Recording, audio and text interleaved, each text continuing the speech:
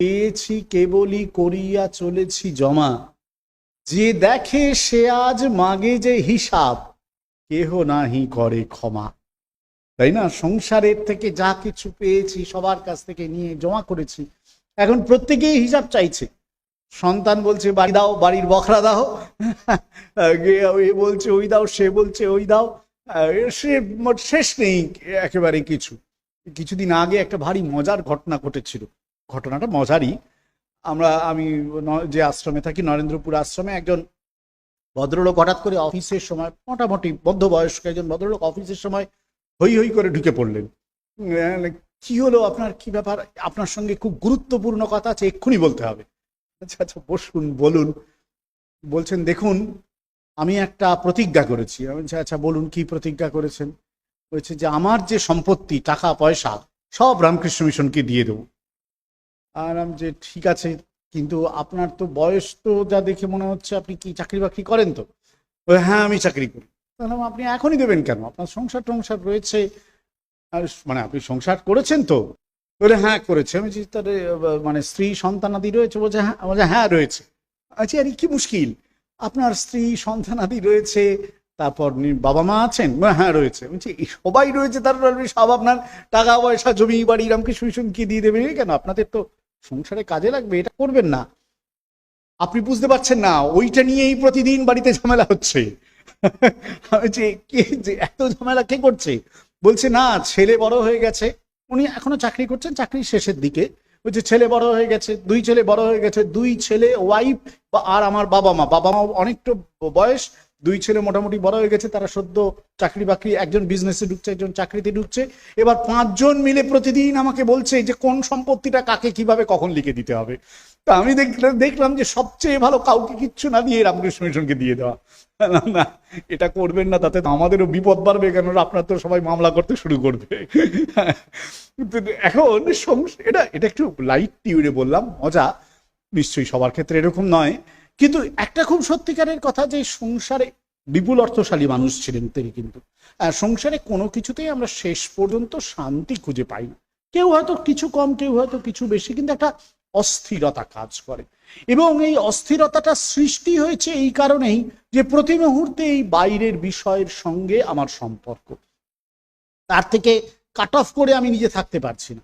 বিষয়টা আমি সব সময় চাইছি, এই যে বিষয়টা আমি চাইছি, বিষয়ের সঙ্গে আমার সম্পর্কটা স্থাপন করছি, সেটা আমাকে ন্যাচারালি ধরুন খুব বেশি করে বিষয়ের প্রতি আসক্ত করে তুলছে।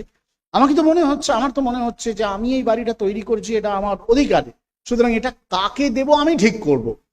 এবার কাকে দেব আমি ঠিক করব ভাবছি, আর সংসারে আরো অনেকে ঠিক করে রেখেছে কিন্তু কে নেবে। হ্যাঁ, আমি ঠিক করছি কাকে দেব, আর সংসারে কিন্তু অনেকে ঠিক করে রেখেছে কে নেবে। ব্যাস হয়ে গেল, শুরু হয়ে গেল লড়াই।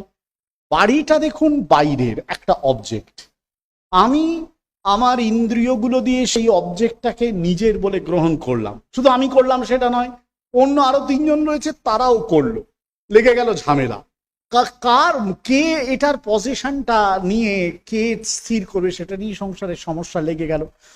এইভাবেই সংসারে দেখবেন আমাদের সবার ক্ষেত্রেই তাই হয় কম বেশি, যে বাইরের যখন যে বিষয়, সে বিষয়ের সঙ্গে আমাদের যোগ তৈরি হয়, সেটাকে আমরা কাট অফ করতে পারি না, এবং তার ফলে আমাদের সংসারে অশান্তি তৈরি হয়, আমরা জীবন মৃত হয়ে বেঁচে থাকি। আমি জানি না এটা আপনাদের কখনো বলেছিলাম কিনা, আমাদের সঙ্গে তো বুঝতেই পারেন, আমরাও যেমন ঠাকুরের ইচ্ছায় সঙ্ঘে আসতে পেরেছি, এরকম অনেক নতুন ছেলেরা এসে সঙ্ঘে যোগদান করে ব্রহ্মচারী হয়ে। তা সে একটা ঘটনা ঘটেছিল, আমি দেখেছিলাম চোখের সামনে, একটি আশ্রমে এরকম একটি ইয়াং ছেলে, শিক্ষিত ছেলে, সে পড়াশোনা করে চাকরি বাকরি করে এসে সঙ্ঘে আমাদের যোগদান করবে বলে এসে গেছে। সে ঢুকে পড়েছে, আর বুঝতেই পারছেন যে যতই ভক্ত হন, নিজের ছেলে সাধু হয়ে যায়, এটা প্রায় কোনো বাবা মা চান না। হ্যাঁ, ন্যাচারালি অন্যের ছেলে সাধু হলে অসুবিধা নেই, হ্যাঁ, তাকে তারা সান্ত্বনা দেবে, কিন্তু নিজের ছেলে সাধু হয়ে গেলে খুব বিপদ। তো যাই হোক, যথারীতি তার বাবা মা, বাড়ির লোকজন সবাই চলে এসেছেন, ঠাকুমা, দিদিমা, বৃদ্ধা অনেকেই, প্রায় 18-20 জন নিতে চলে এসেছে। তা আমরা তাদের দুপুরে একটু খাওয়াবো প্রসাদ, শান্তভাবে বোঝাচ্ছি। তারাও বুঝতে চাইছেন না, কাটি চই চলছে। তা আমি তখন ওকে বললাম, বাবা তুই বোঝ, তুই তো নিজে এসছিস, তুই ওদের সঙ্গে কথা বলে ফাইনালি যা কিছু ঠিক করবার কর, ফিরে যেতে চাইলে ফিরে যাবি, থাকবার হলে থাকবি, তোর যেমন ইচ্ছা। এবার ও বলছে আপনি একটু বসে থাকুন, আমি তাহলে কথা বলি। আমি বলবো, ঠিক আছে আমি বসে আছি। এবার সে অসাধারণ একটি সুন্দর কথা, তার ঠাকুমা এবং দিদিমা দুজনেই বৃদ্ধ এবং বৃদ্ধা, দুজনেই তাকে খুব করে বোঝাচ্ছেন, এই এরকম করিস না, সংসারে থেকে ভগবান লাভ হবে, যেমন সবাই বলে আর কি, সব বোঝাচ্ছেন। আর সে বুঝতে চাইছে না। হঠাৎ করে এই ছেলেটি তখন বলে উঠেছে ঠাকুমা আর দিদিমাকে লক্ষ্য করে, তোমরাই দুজন তো নিত্য বলতে, আমি যখন ঘরে ছিলাম তোমাদের কাছে নিত্য শুনতাম সংসারে কোনো শান্তি নেই, এতদিন সংসার করে শান্তি পেলাম না, এর চেয়ে ভগবানকে দিলে ভালো হতো, তোমরাই তো বলতে, তারা আজকে কেন আমাকে আবার এইখান থেকে সরাতে এসেছে। তখন তারা ঘাবড়ে গেছে, এ তো মোক্ষম যুক্তি। তারা বলছে সে তো তখন বলতাম, এখনকার জন্য নয়। আমরা আসলে এইভাবেই নিজেদেরকে সান্ত্বনা দিয়ে চলি সবসময়। সবসময় আমরা ভাবি যে এই মুহূর্তে জিনিসটা শেষ, চেঞ্জ হয়ে যাবে, ওই মুহূর্তে একটা অন্যরকম হবে, কিন্তু হয় না।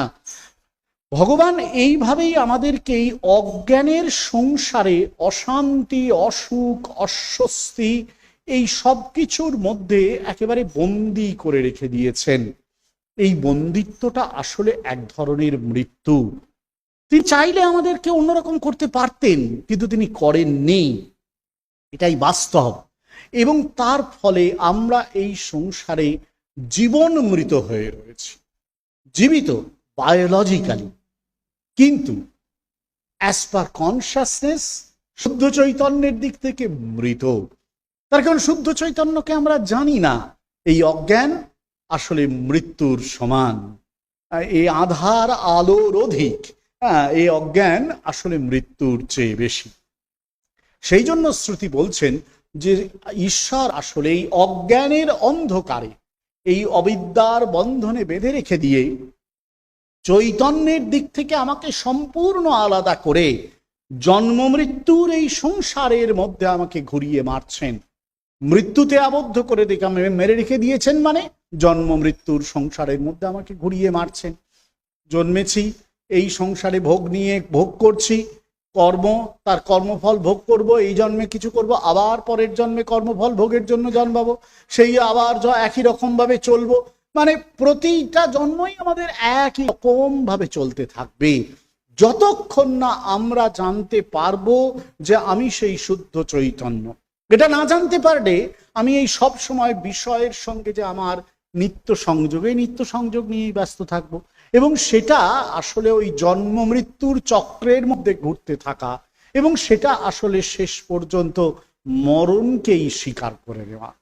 জন্মটা হয়েছে, কিন্তু মৃত্যুটাই অনিবার্য বলে তাই বলছেন, সুতরাং তস্মাৎ পরাং পশ্যতি না অন্তরাত্মন। তাহলে বাইরের চোখ দিয়ে আমরা কি দেখছি? বাইরের জগৎটাকেই দেখছি, অন্তরাত্মাকে কিন্তু দেখতে পাচ্ছি না। তার কারণ ইন্দ্রিয়গুলো বাইরের দিকেই রয়েছে, ভেতরের দিকে তো নেই। ওই যে বললাম, ভগবান যদি ভেতরের দিকে করে দিতেন তাহলে মুহূর্তে কাট অফ করে দিতাম, দিয়ে আমি ভেতরের দিকে ইন্দ্রিয়টাকে নিতে পারতাম, কিন্তু পারছি না, বাইরের দিকেই রয়েছে। কেউ কি পারে না? এবারে প্রশ্ন, শ্রুতি যেন নিজেই প্রশ্ন করছেন যে সবাই কি এইভাবেই চলে? তাহলে তো সংসারটায় কোনো প্রশ্ন আর জাগতো না, কেউ তো অন্য কিছু ভাবতো না। বলছেন না, কেউ নিশ্চয়ই পারে। কশ্চিৎ ধীরা, কোন ধীর ব্যক্তি, ধী সম্পন্ন ব্যক্তি, প্রত্যেক আত্মান বৈক্ষত, প্রত্যেক আত্মা, এই অন্তরাত্মাকে তিনি জানতে চান।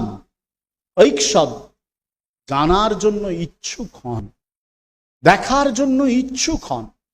এই যে যিনি এই সাক্ষাৎ দর্শনের জন্য, অর্থাৎ উপলব্ধির জন্য, কাকে না? এই ভেতরের অন্তরাত্মাকে উপলব্ধির জন্য যিনি অভিলাষী হন, তিনি খুব অল্প, কশ্চিৎ, দু একজন, তারা ধীর ব্যক্তি, ধী সম্পন্ন ব্যক্তি, তারা ইচ্ছুক হন। কি করেন তাহলে তারা? আবৃত্ত চক্ষুর অমৃতত্বম ইচ্ছান। এই মৃত্যুর পারে যাওয়ার জন্য, জন্ম মৃত্যুর সংসার থেকে বের হওয়ার জন্য তারা কি করেন? আবৃত্ত চক্ষু, এই চোখগুলোকে আবৃত্ত মানে বন্ধ করে দেন, যেটা বাইরে যাচ্ছিল তাকে আবৃত্ত, বৃত আ মানে ভেতরে ঢুকিয়ে নিলেন, তাকে তারা বন্ধ করে দিলেন, ভেতরে ঢুকিয়ে দিলেন। ভেতরে ঢুকিয়ে নিলেন মানে এই যে ইন্দ্রিয়গুলো যেগুলো বহির্মুখ হয়েছিল, তারা সাধনার দ্বারা সেই ইন্দ্রিয়গুলোকে বহির্মুখ থেকে অন্তর্মুখ করলেন। মানে কি করে করলেন? যোগশাস্ত্র বলছেন যোগ মানে কি? চিত্তবৃত্তি নিরোধা। এই যে আমাদের চিত্তবৃত্তি সমূহ, এগুলোকে নিরুদ্ধ করাটাই হচ্ছে যোগ। খুব সুন্দর যোগসূত্রের ব্যাখ্যায় ব্যাসদেব বলছেন, চিত্ত নদী নাম উভয়ত বাহিনী। চিত্ত নামক একটা নদী আছে আমাদের ভেতরে, সেটা উভয়ত বাহিনী, দুদিকেই সেটা চলে। কখনো সেটা কল্যাণের দিকে যায়, কখনো সেটা অকল্যাণ পাপের দিকে যায়। যখন তা ওই চিত্ত নদীটা বিষয় জগতের এই সংসারের অবিদ্যা বিষয়ে পূর্ণ হয়ে ওঠে, তখন তা আমাদেরকে ওই পাপের দিকে নিয়ে যায়। আর যখন তা বিচার বিবেক সম্পন্ন হয়ে ওঠে, তখন সে আমাদেরকে ওই কৈবল্য মুক্তির দিকে, কল্যাণের পথে নিয়ে চলে যায়। বলছেন খুব সুন্দর যে এই মনের যে নদীটা বহমান, চিত্ত যে নদীটি, বহমান নদীটি, এটি আমাদেরকে নিয়ে যেতে পারে বন্ধনের পথে, মৃত্যুর পথে, যদি তা বিষয় চিন্তায় মগ্ন হয়। তা আমাদেরকে ওই মৃত্যুর দিকে নিয়ে যাবে। আর যদি তা বিষয় চিন্তায় মগ্ন না হয়ে বিবেক চিন্তায়, অর্থাৎ এই বিষয় চিন্তা না করে আমি ঈশ্বরের প্রতি, ঈশ্বরকেই চিন্তা করব, অনুক্ষণ এই চিন্তায় মগ্ন হয়, তাহলে সেই চিত্তই আমাদেরকে ঈশ্বরের দিকে নিয়ে যায় এবং তার ফলেই চিত্তবৃত্তি নিরোধের সম্ভাবনা জাগ্রত হয়। তখনই কিন্তু আমি চিত্তবৃত্তিটাকে নিরোধ করবার জন্য ভাবতে পারি যে হ্যাঁ, এবার তাহলে আমার এই চিত্তবৃত্তি সমূহ, এই যে অসংখ্য দিকে আমার মনটা চলে যাচ্ছে, বারবার মনে হচ্ছে আমার এটা চাই, সেটা চাই, ওটা চাই, সেইখান থেকে আমি কিন্তু আমার মনটাকে আস্তে আস্তে ভেতরের দিকে নিয়ে আসতে পারব। বাইরের সমস্ত কিছুই থাকবে, কিন্তু কোনো কিছুর সঙ্গেই আমার কোনো আসক্তির সম্পর্ক তৈরি হবে না, রিলেশন অব অ্যাটাচমেন্ট তৈরি হবে না, রিলেশন অব আনঅ্যাটাচমেন্ট তৈরি হবে। সেখানে কিন্তু আমার কখনোই অ্যাটাচমেন্টের রিলেশন তৈরি হবে না। শ্রীরামকৃষ্ণদেবের আপনারা কথামৃত ঠাকুরের অপূর্ব গল্প পড়েছেন সবাই, ওই বা তুলনা শুনেছেন যে কাঁঠাল ভাঙতে গেলে হাতে তেল মেখে কাঁঠাল ভাঙতে। এই তেল মেখে কাঁঠাল ভাঙলে কি হাতে, আপনারা জানেন বাড়িতে কাঁঠাল ভাঙেন অনেকেই, তেল মেখে কাঁঠাল ভাঙলে কাঁঠালের আঠাটা হাতে লাগবে না। এই যে তেল মাখা, এটা আসলে একটা তুলনা দিয়েছেন ঠাকুর। তার মানে আমাকে ঈশ্বর চিন্তা রূপ তেলটা মাখিয়ে রাখতে হবে, তাহলে মনটা ওই বাইরের বিষয়গুলোতে অ্যাটাচমেন্ট হিসেবে যুক্ত থাকবে না। তখন সেটাকে ছেড়ে যেতে আমার একটুও কষ্ট হবে। আমাদের ছাড়তে প্রচন্ড কষ্ট হয়, অতি কষ্ট, বা ছেড়ে যেতে স্বাভাবিকভাবে ইচ্ছা হয় না। মানে একটা কিছু যদি হারিয়ে যায়, মনে হয় ওরে বাবা কি না কি হয়ে গেল, এ বোধহয় একেবারে সবকিছু শেষ হয়ে গেল। সামান্য একটা কিছুতে দেখবেন সংসারে উথাল পাথাল হয়ে যায়। কেন হয়ে যায়? তার কারণ সবটাতেই আমরা রিলেশন অব অ্যাটাচমেন্ট তৈরি করি, যার ফলে আমি কিন্তু শোক, দুঃখ, আনন্দ, বেদনা, ক্রোধ, ক্ষোভ সবকিছুতে একেবারে মারাত্মক হয়ে উঠি। কিন্তু আমাকে যদি এই জীবনের মধ্যেই ওই শান্তি, ওই স্থিরতা, ওই প্রশান্তিকে খুঁজে পেতে হয়, তাহলে কিন্তু আসলে আমাকে নিজের মনের ভেতরে এই ক্ষেত্রটা তৈরি করতে হবে যেখানে আমার চিত্তবৃত্তি কোনোভাবেই অন্য পথে আমাকে নিয়ে যাবে না। এটাই হচ্ছে আমাদের ওই সাধনা। বেদান্ত দর্শন বা যোগ দর্শনেও, যোগ দর্শনেকে অষ্টাঙ্গ যোগ বলেছে, বেদান্ত দর্শনে ষট সম্পত্তি বলা হয়েছে, সমদম তিতিক্ষা উপরতি শ্রদ্ধা সমাধান। এগুলো হচ্ছে আমাদের সেই সাধনা, যে সাধনার দ্বারা আমি কন্টিনিউয়াস চেষ্টা করে যাব যাতে কিনা আমি এই বিভিন্ন বিষয়ের সঙ্গে আমার কোনো আসক্তির সম্পর্ক তৈরি করব না। সংসারে জন্মেছি, বিষয়ের সঙ্গে আমার যোগ হবেই। আমি চোখ চেয়ে তো বাইরে দেখছি, কান দিয়ে তো বাইরে শুনছি, কিন্তু সেটা দিয়ে যেন আমার সম্পর্ক যেটা তৈরি করবো সেটা আসক্তির সম্পর্ক নয়। তাহলে রিভার্স করতে হবে, তাহলে আমাকে আমার ওই চিত্তবৃত্তিটাকেই যুক্ত করতে হবে আমার অন্তর চৈতন্যের সঙ্গে, আমার ঐশ্বর সত্তার সঙ্গে। সেখানে আমি আমার এটাকে যুক্ত করবার চেষ্টা করব। মানে একদিকে একটার সঙ্গে ডিটাচমেন্ট তৈরি করব, সেটা বিষয়, আরেক দিকে আমার অন্তর চৈতন্য অন্তরাত্মা, তার সঙ্গে আমার অ্যাটাচমেন্ট তৈরি হবে। মানে এটা রিভার্স প্রসেস হয়ে যাবে। মানে আমাদের সাধারণত সংসারে কি হয়, আমাদের ডিটাচমেন্ট থাকে অন্তরাত্মার সঙ্গে, অন্তরাত্মার সঙ্গে ডিটাচমেন্ট ডিলিঙ্ক হয়ে আছে, যোগ নেই। সেই জন্য আমরা কি হয়েছে, আমরা বিষয়ের ভোগে মত্ত হয়ে রয়েছি, সেই জন্য আমরা প্রায় মরে রয়েছি, দুঃখ শোক দুঃখের সংসারে রয়েছি। অ্যাটাচমেন্টটা ডিটাচমেন্টটা আমাদের হচ্ছে অন্তরাত্মার সঙ্গে, অ্যাটাচমেন্টটা হচ্ছে বিষয়ের সঙ্গে। এটাকে রিভার্স প্রক্রিয়ায় একেবারে বিপরীত পদ্ধতিতে ফিরিয়ে আনতে বলছে শাস্ত্র। বলছে না, ওই আবৃত্ত চক্ষুত্ব দরকার, অর্থাৎ বিষয় থেকে আমাকে নিজেকে সরিয়ে আনতে হবে, নিয়ে আমাকে অন্তরাত্মার সঙ্গে নিজেকে যুক্ত করতে হবে, ওটাই সাধনা। এটা যারা করেন তারাই হচ্ছেন ধীর ব্যক্তি, তারা আসলে অমৃতত্ব চান, তারা সেই সাক্ষাৎ উপলব্ধি চান, ঈশ্বর উপলব্ধিটা করতে চান, সেই জন্যই তারা ব্যাক করে ফিরিয়ে আনছেন।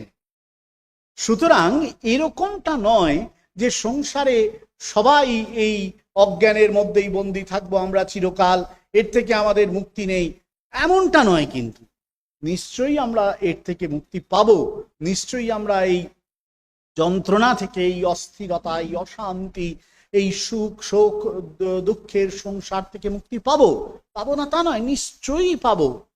কিন্তু পেতে গেলে আমাদেরকে এই আবৃত্ত চক্ষুত্বের সাধনা করতে হবে, আমাদের ওই অমৃতত্ব লাভের ইচ্ছাটা করতে হবে, তবেই কিন্তু আমরা পাবো। বলে শ্রুতি বলছেন, পরাচ কামান অনুয়ন্তি ওয়ালা তে মৃত্যুর্যন্তি বিততস্য পাশম অথ ধীরা অমৃতত্বম বিদিত্বা ধ্রুবম অধ্রুবেষু ইহান প্রার্থয়ন্তে।